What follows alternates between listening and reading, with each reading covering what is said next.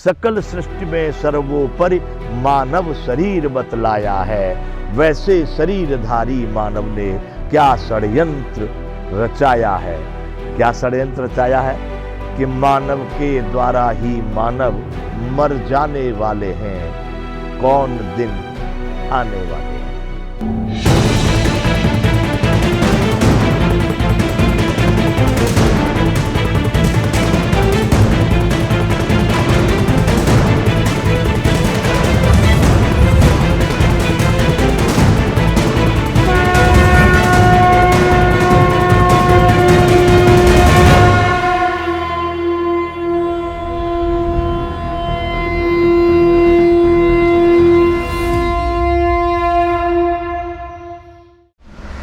जय विश्व बंधु। बंधुओं, अब हम चर्चा कर रहे हैं विश्व भारती। विश्व भारती का मैं अपने ढंग से जो सोच रहा हूं, विश्व भारती क्यों कह रहा हूं कि भारत की दृष्टि से विश्व को देख रहा हूं, इसलिए मैं इसको विश्व भारती कह रहा हूं। दूसरा, मैं पूरे विश्व में भारतीयता के आचरण के लिए मैं प्रेरणा देना चाहता हूं। भारत की दृष्टि से विश्व आचरण करे, इसलिए भी मैं इसको विश्व भारती कह रहा हूं। तीसरा, भारत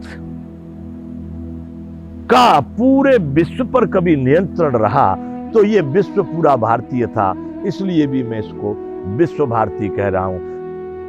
आज इस समय पर वर्तमान में विश्व भारती कहने का अभिप्राय है कि भारत की दृष्टि से मैं विश्व का विश्लेषण करने जा रहा हूं और मैं कहना चाहता हूं संपूर्ण विश्व के उन महापुरुषों को, वैज्ञानिकों को, शासकों को, श्रीमंतों को या और भी कोई समाज सेवी या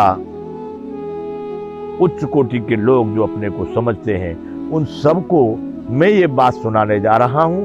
और इन लोगों की ये बात कहते हुए मैं सारे विश्व की जनता से, सारे विश्व की लोगों से, नर नारियों से एक अनुरोध करता हूं कि ये जो मेरी बातें हैं, यदि आपको ठीक लगें तो अपने देश में इसका संचालन, इसका परिपालन अवश्य करें।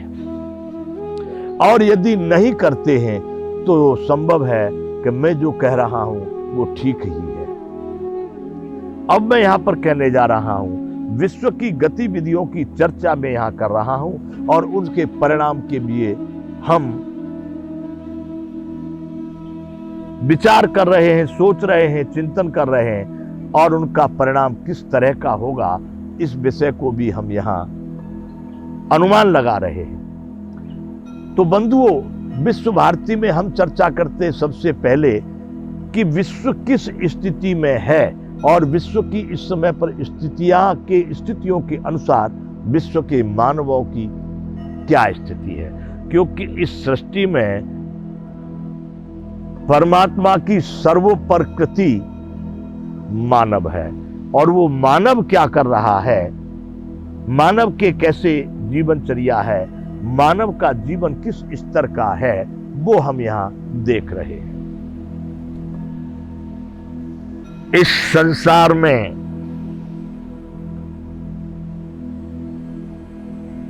हमने कुछ काव्य लिखा है यहां भारतीय भूमि पर, उसकी हमको ये दो लाइन याद आई। उसकी लाइन है, इस पृथ्वी पर संसार में सर्वोपरि परमात्मा ने मानव तन बनाया है।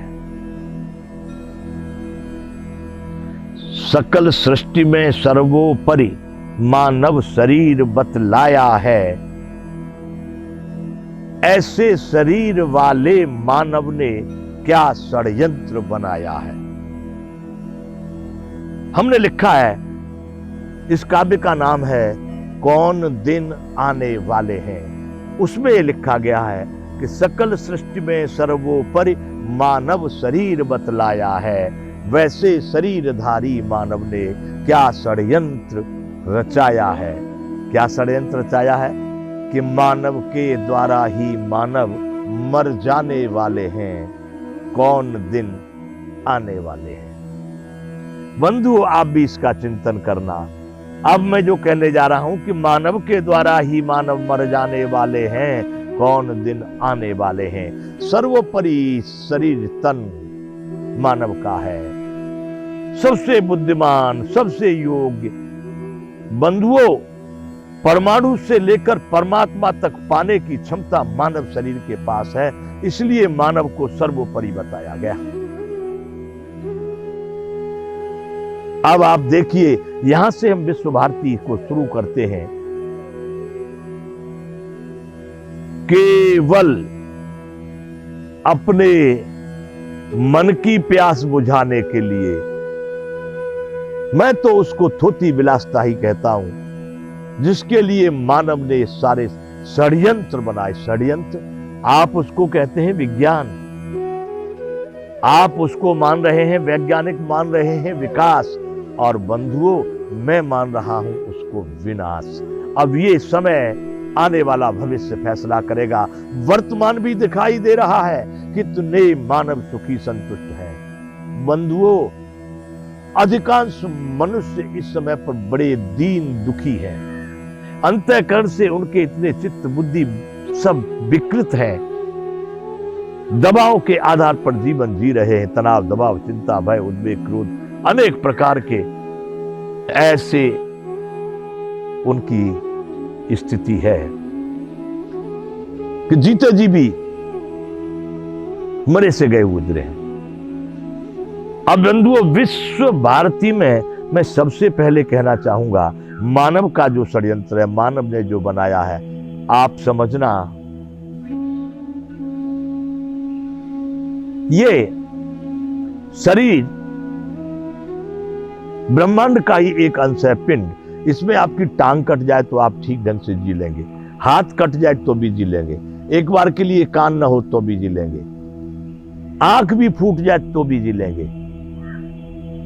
लेकिन यदि मस्तिष्क खराब हो गया, मस्तिष्क में विकृति आ गई, तो वो जीवन जीवन नहीं, मरने से भी खतरनाक हो जाएगा, मरने से भी दुस्तर हो जाएगा, और आपके परिवार वाले भी आपको अपने साथ नहीं रखेंगे। कोई कहेगा पागल हो गया, कोई कहेगा कि इसका दिमाग खारिज हो गया, कोई इसको हटाओ, पता नहीं किसको मार देगा, किस पर हमला कर देगा, क्या मालूम कैसे कर देगा। तो मस्तिष्क की विकृति सबसे ज्यादा, सबसे बड़ी हानिकारक है। यह मैं क्यों कह रहा हूं कि आप अनुभव करके देखिए, यदि मस्तिष्क खराब होगा तो जीवन कहां रह जाएगा। वह व्यक्ति तो किसी को भी कुछ भी हानि पहुंचा सकता है। आपने कभी समाज में देखे हो, कुछ लोग पागल हो जाते हैं, पागल कहते हैं, मैड। पागलों के साथ कोई रहना चाहता है? पागलों के साथ तो कोई नहीं रहेगा। वो तो पता नहीं कब किसके लिए क्या अनर्गल काम करेगा ना वो तो। ये मैं बात क्यों कर रहा हूं कि इस मानव के षड्यंत्र के लिए मैं आपको ये पहले बता रहा हूं। इसी तरह का षड्यंत्र मानव ने बनाया है।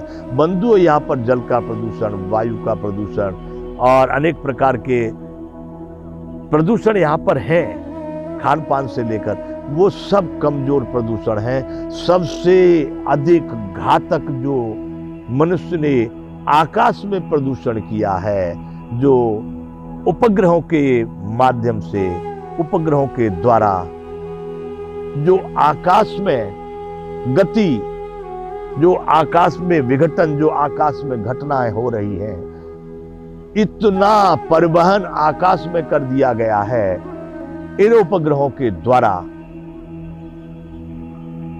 इसका मतलब सीधा है आकाश तत्व की विकृति। इतना आसान, इतना आनंदमय मस्तिष्क कितना होना चाहिए। आयुर्वेद में हमारे यहां भारत में कहा गया है, पैर गरम और माथा ठंडा। जिसका मस्तिष्क ठंडा रहता है और पैर गरम होते हैं, उसको ठीक स्वस्थ कहा जाता है, उस व्यक्ति को स्वस्थ कहा गया है। और जिसके माथा गर्म हो गया और पैर ठंडे हो गए तो उसको कहते हैं रोगी, वह बीमार हो गया। अब आप विचार कीजिए, मैं यहां से शुरू कर रहा हूं विश्व भारती कि आकाश का प्रदूषण इस सारे विश्व के मनुष्यों को नहीं, बंधुओं मानवों के साथ प्राणियों को भी इतना बड़ा घातक है, इतनी बड़ी हानि पहुंचाएगा जिसकी कल्पना आज का मनुष्य नहीं कर रहा है।